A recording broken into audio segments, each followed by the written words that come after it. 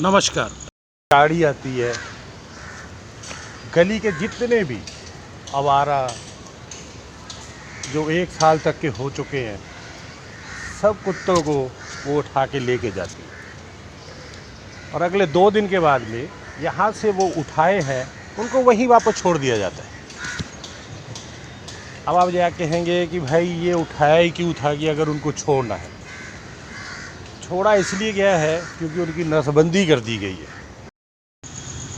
कटा हुआ कान इसकी नसबंदी की पहचान है। कुत्तों को इंसान का प्यारा दोस्त माना जाता था। चलिए जानते हैं कि इंसान के कितने बच्चे होने चाहिए।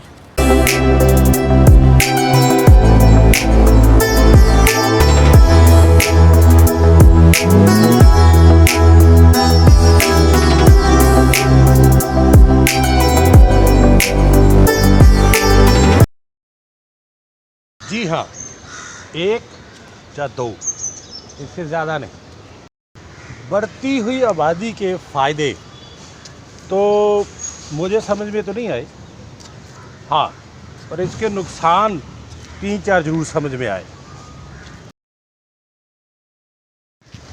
पंजाब और हरियाणा ये हमारे देश की सबसे छोटे प्रांत हैं, बट इन्हीं छोटे प्रांतों से पूरे इंडिया को 70% गेहूँ और चावल उपलब्ध कराए जाते हैं।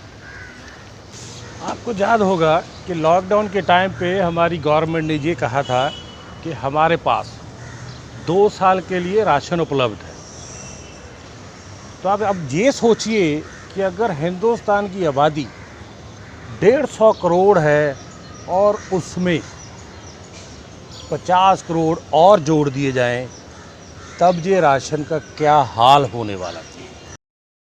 वाला ना करें कि अगर इन 2 स्टेटों में कभी कुछ हो गया, अकाल पड़ गया या कुछ भी हो गया, तो उस दिन हिंदुस्तान को 70% खिलाने वाला कौन बचेगा। कोई अनाज का स्टोरेज काम नहीं आएगा क्योंकि सब के सब खाली हो चुके होंगे। हमारे देश में अनाज का बहुत अनादर किया जाता है। हम ज़रूरत से ज़्यादा कई मरतबा खाते हैं और ख़ास करके 5 स्टार 3 स्टार होटलों में, ढाबों पे ये ज़्यादा बना हुआ फेंक दिया जाता है। हम ये भी नहीं सोचते कि यही खाना किसी गरीब के काम आ सकता है 2 टाइम के लिए।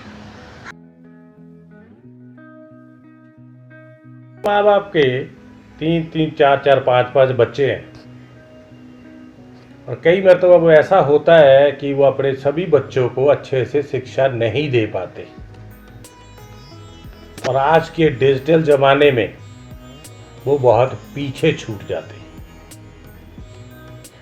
वही बच्चे जो उनके क्लासमेट होते हैं, जब उनको देखते हैं कि वो आगे की स्टडी अच्छे से कर रहे हैं, उनके माँ बाप पूरी अच्छे से सपोर्ट कर रहे हैं और एक दिन वो कुछ बन के दिखाते हैं, और यही बच्चे जो अच्छे से शिक्षा नहीं प्राप्त कर पाए, वो अपने आप को बहुत ही पिछड़ा हुआ महसूस करते हैं।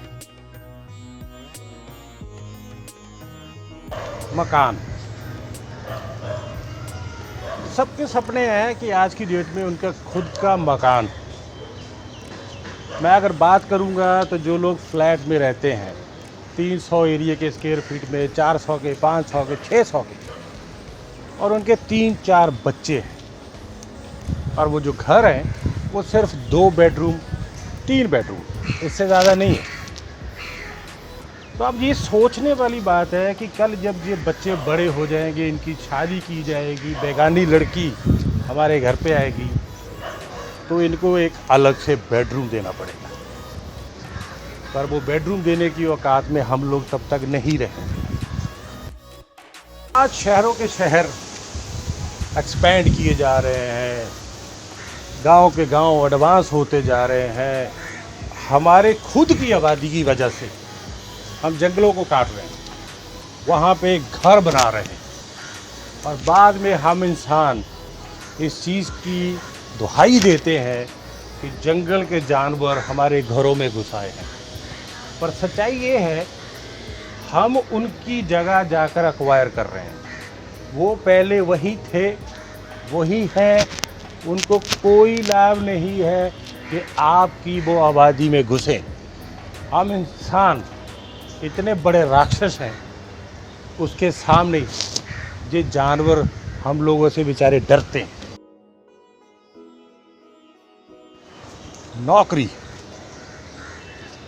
हम अपने बच्चों के ऊपर लाखों रुपए आज की डेट में लगा रहे हैं।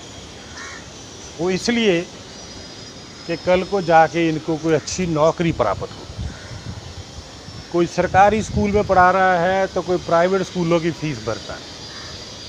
जब वही बच्चा आगे जाके कोई MBA, कोई MBBS जो भी है, वो डिग्रियां प्राप्त कर लेते हैं और उनको नौकरी नहीं मिलती, तो हमें बहुत ही ज़्यादा दुख होता है।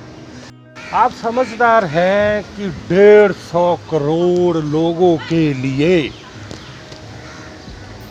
क्या इतनी नौकरियां यहाँ पे हैं?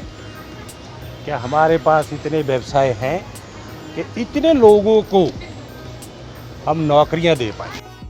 अफ्रीका की 3-4 कंट्रियां ऐसी हैं जिनमें नायरोबी, सूडान, लेबनान ऐसी कंट्री हैं, यहाँ पे लोगों के पास सिर्फ खाने के लिए 2 टाइम का खाना है। अगर रात को बच्चे भूखे अपनी माँ से खाना मांगते हैं तो माँ उनको लोरी सुना के सुला देती है और माँ रोते हुए ऊपर वाले से दुआ करती है कि कल का दिन अच्छा हो। तो ये आप ये सोचिए कि सब जीना चाहते हैं, जीने के लिए खाना है, पर खाना हमारे पास होगा नहीं। सोचने वाली अब ये बात आ गई है कि इस बढ़ती हुई आबादी से छुटकारा कैसे पाया जाए। छुटकारा तभी पाया जा सकता है अगर 1 और 2 बच्चे पैदा किए जाएं।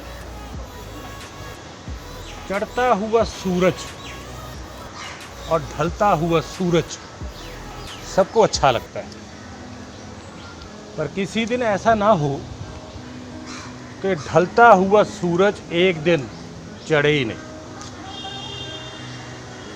अगर ये वीडियो आप लोगों को समझ में आता है तो आप अपने सर्कल में शेयर ज़रूर करिएगा। धन्यवाद।